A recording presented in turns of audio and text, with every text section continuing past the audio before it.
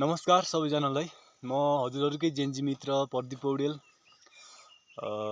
यहाँहरूलाई मेरो भिडियोमा स्वागत छ। म दिनौँ जसो चाहिँ हाम्रो गाउँठाउँ भएको विभिन्न सम्भावनाहरू र ती सम्भावनाहरूमा हामीहरूले अवसर नपाएको कारणले हामी चाहिँ चुकेको विषयमा म केही कुराहरू, केही विषयवस्तुहरू यहाँहरू समक्ष चाहिँ प्रस्तुत गर्ने जमर्को गरिरहेको छु।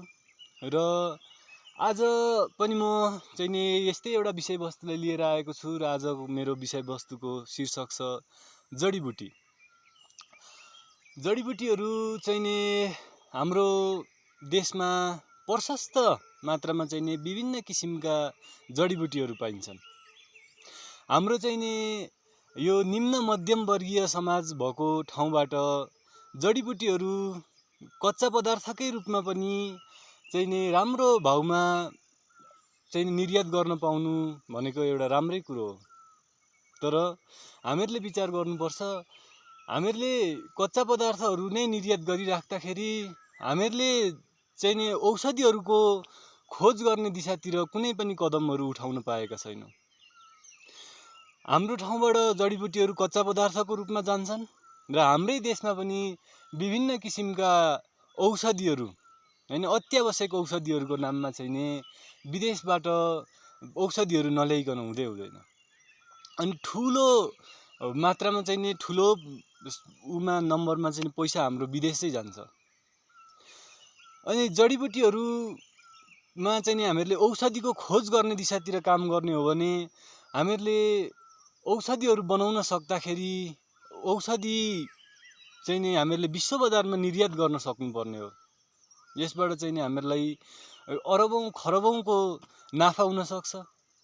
लाखौं करोडौं रोगीहरूको लागि चाहिँ यो कुराहरू वरदान साबित हुन सक्छ र हामी हजारौं दशौं हजार युवाहरूको लागि, एउटा बेरोजगार युवाहरूको लागि चाहिँ रोजगारीको अवसर पनि सिर्जना हुन सक्छ।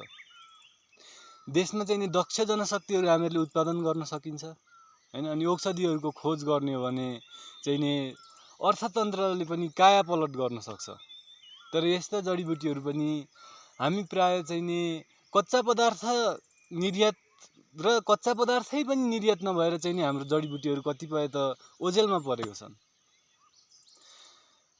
अनि यसै सन्दर्भमा चाहिँ एउटा कुरा मलाई झट्ट याद आयो हैन। भर्खरै हाम्रो पाथिभरा प्रसिद्ध धार्मिक स्थल चाहिँ पाथिभरामा दर्शनार्थीहरू आउँदै गर्दाखेरि एकजना सानो बालकको चाहिँ निमोनियाको कारणले गर्दाखेरि मृत्यु भयो हैन। अत्यन्तै दुःखद खबर हो।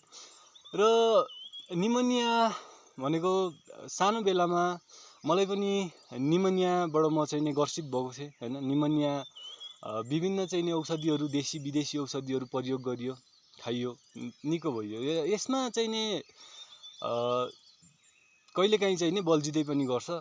यसमा मलाई चाहिँ प्रभावकारी, एकदम प्रभावकारी लागेको घरेलु औषधि भनेको चाहिँ दुईवटा छन्। त्यो यहाँहरू माझ म साझा गर्न चाहन्छु। एउटा चाहिँ यो ऐँसेलुको डुकु। ऐँसेलुको डुकुले निमोनियाको लागि अत्यन्तै प्रभावकारी काम गर्छ हैन।